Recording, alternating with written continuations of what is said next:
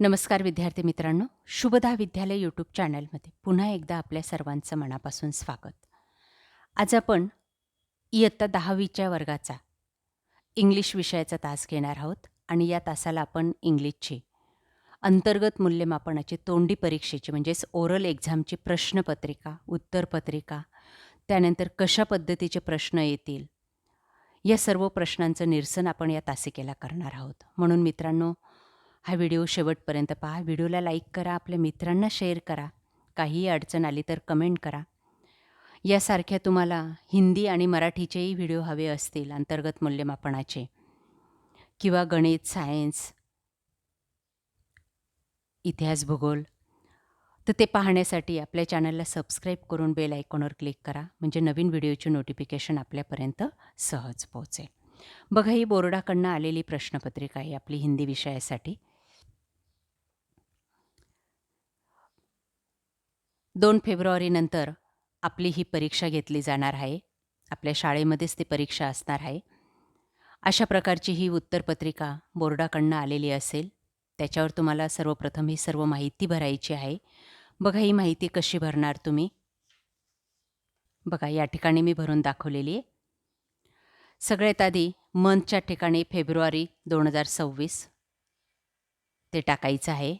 इथं मराठीत लिहायचं आहे फेब्रुवारी 2026. त्यानंतर शाळेचं नाव लिहा, तुमच्या शाळेचं नाव लिहा. तुमची शाळा कोणत्या गावात आहे ते गावाचं नाव घ्या. तुमच्या शाळेचा इंडेक्स नंबर असेल तो तुमच्या विषय शिक्षकांना विचारा आणि तो या ठिकाणी टाका. फुल नेमच्या ठिकाणी कॅन्डिडेट फुल नेम, तुमचं स्वतःचं पूर्ण नाव लिहा. शक्यतोवर इंग्लिशमध्ये लिहा, इंग्लिशचा पेपर आहे म्हणून. त्यानंतर तुम्हाला सीट नंबर दिला असेल तो सीट नंबर टाका. त्यानंतर बैठक क्रमांक अक्षरात लिहायचा आहे. D059,419 या पद्धतीने ते या ओळीवर लिहायचे आहे तुम्ही. पुढं परीक्षार्थ्यांची सही करायची, म्हणजे तुमची स्वतःची सही या ठिकाणी येईल. त्यानंतर तुमचा हा पेपर ज्या तारखेला होईल ती तारीख लिहायची आहे. तुमचा विषय असेल इंग्लिशचा पेपर आहे म्हणून इंग्लिश, उत्तरलेखनाची भाषा ही इंग्लिश असणार आहे. या पद्धतीने वरची सर्व माहिती टाकायची आहे. त्यानंतर या ठिकाणी हा भाग तुमचे शिक्षक भरतील. इथं तुम्ही काहीही लिहिणार नाही आहेत. तुम्हाला मिळालेल्या गुणांचं गुणदान या ठिकाणी केलं जाणार आहे. 4 विभाग केलेले आहेत. श्रवणसाठी 5 गुण आहेत, भाषणासाठी 5 गुण आहेत. दोघांची बेरीज केली जाईल आणि इथं तुम्हाला होमवर्क दिलेला असेल 2, त्याचे मार्क्स असतील आणि टोटल 20 गुणपैकी मार्क्स तुमचे या ठिकाणी लिहिले जातील आणि हे मार्क्स बोर्डाला पाठवले जातील. आता या ठिकाणी आपली प्रश्नपत्रिका बघा.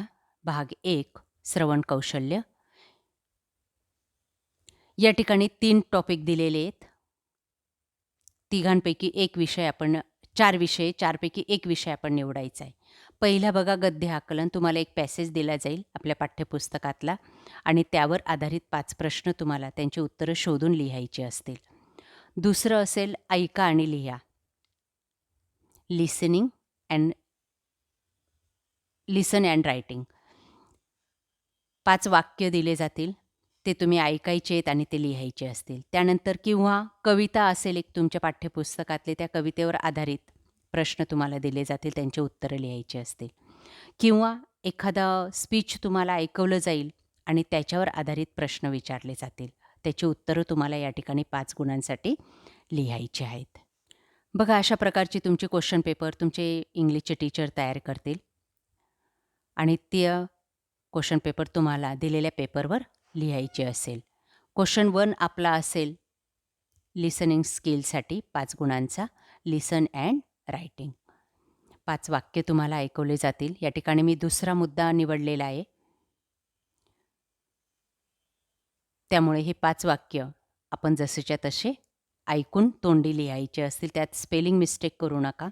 ही 5ही वाक्य व्यवस्थितरित्या लक्षात घ्या, आपल्या वहीत लिहून घ्या, म्हणजे आपल्याला कुठल्याही प्रकारची अडचण येणार नाही. असेच कोणतेही 5 वाक्य आपल्याला दिले जातील.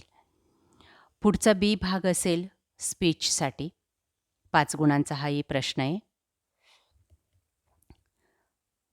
कोणतेही 3 विषय दिले जातील आपल्याला.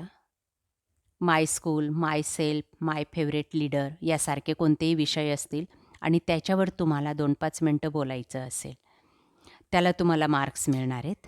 बघा ते मार्क्स कसे मिळतील. ही तुमची 5 वाक्य. या पद्धतीने तुम्ही ती लिहिणार आहात. सुटसुटीत लिहा. पहिल्या पेजवर 2 वाक्य लिहायची आहेत आणि नंतरच्या पेजवर 3 वाक्य. व्यवस्थितरित्या त्या ठिकाणी ती मावतात. कुठेही गर्दी करायची नाही आहे आणि खाडाखोड तर मुळीच करायची नाही. त्यानंतर बी भागामध्ये तुम्हाला स्पीच द्यायचं आहे 5 गुणांसाठी. त्यासाठी हे ऑरचे विषय आहेत. तुम्ही एखादं पुस्तक वाचलं असेल, त्या संदर्भात तुम्हाला गुणगान केलं जाणार आहे. त्याचं नाव सांगायचं, लेखकाचं नाव, पुस्तकात काय दिलेलं आहे ते सांगा, तुमचा आत्मविश्वास, पुस्तकाबाबतचं तुमचं मत आणि तुम्ही जे काही आत्तापर्यंत भाषण केलं त्याचा परिणामकारकता किती होती, त्यावर आधारित तुमचे शिक्षक याला 5 गुण देतील. दुसरा किंवाला विषय असेल, मगाशी मी तुम्हाला जे काही 3 विषय दिले, माय स्कूल, माय सेल्फ, माय फेव्हरेट लीडर यासारखे कोणतेही विषय दिले जातील आणि त्या विषयाला तुम्हाला या ठिकाणी 5 गुण असतील. बघा तुम्ही तो विषय का निवडला, त्यातला 1 गुण असेल. तुम्ही त्या विषयाबद्दल काय आशय सांगितला, त्याला तुमचा आत्मविश्वास, त्याची मांडणी आणि परिणामकारकता. परत तिसरा विषय असेल किंवाला तुमच्या पाठ्यपुस्तकातले पाठ किंवा कविता तुम्हाला त्याच्यावर 5 मिनिटं बोलायचं आहे. 8-10 वाक्यात आपले विचार प्रकट करायचे आहेत. मग त्या पाठाचं, कवितेचं नाव सांगायचं आहे. त्या पाठात, कवितेत काय आहे ते सांगा. स्पष्ट तुमची बोलण्याची भाषा वगैरे जे काही असेल त्याला 1 गुण असेल. तुमची मांडणी असेल त्याला 1 गुण आणि तुमचा विषय समोरच्याला किती समजला त्याला 1 गुण. अशा पद्धतीने 5 पैकी गुण तुम्हाला दिले जातील. या ठिकाणी शेवटच्या 4 ओळींमध्ये तुम्ही हे जे काही सादरीकरण करणार आहात ते त्याच्यातली कोणती गोष्ट तुमच्या परीक्षकांना आवडली ती या ठिकाणी लिहिली जाणार आहे. त्यानंतर पुढचे 10 मार्क्स पार्ट 2 मध्ये तुम्हाला विचारले जातील. तुम्ही वर्षभर गृहपाठ केला असेल इंग्लिशचा, त्यातलेच कोणतेही 2 पाठ तुम्हाला होमवर्कसाठी दिले जातील किंवा 2 क्वेश्चन्स दिले जातील. ते तुम्ही व्यवस्थितरित्या लिहून आपल्या शिक्षकांना दाखवायचे आहेत आणि त्याला तुम्हाला 10 गुण हे मिळणार आहे. तुमचे शिक्षक जे विषय देतील तेच लिखाण तुम्ही देणार आहात, त्यालाच तुम्हाला 10 गुण हे मिळणार आहेत. अशा प्रकारे विद्यार्थी मित्रांनो, आज आपण इयत्ता 10वीची इंग्लिश विषयाची अंतर्गत मूल्यमापनाची प्रश्नपत्रिका, उत्तरपत्रिका आणि संपूर्ण अडचणींचं निरसन या ठिकाणी केलेलं आहे. आपल्याला हा व्हिडिओ नक्कीच उपयोगी ठरणार आहे. यासारख्या इतर विषयांच्या प्रश्नपत्रिका पाहण्यासाठी आपल्या चॅनलला सबस्क्राईब करून बेल आयकॉनवर क्लिक करा. थँक्यू. काही अडचणी असतील तर कमेंट करा.